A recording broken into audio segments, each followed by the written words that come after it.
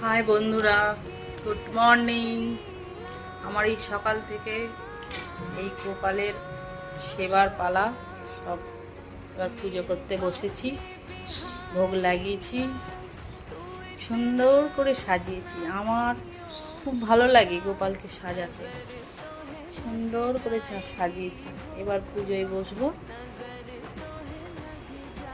সোনা মা আছে আমার, আমার কৃষ্ণকালী মা, আমার মঙ্গলা মা, আমার কৃষ্ণকালী মা, মঙ্গলা মা আর সোনা মা।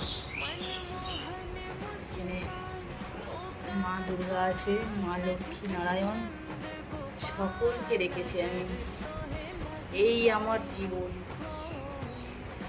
আমার খুব রাধা কৃষ্ণ খুব ভালো লাগে।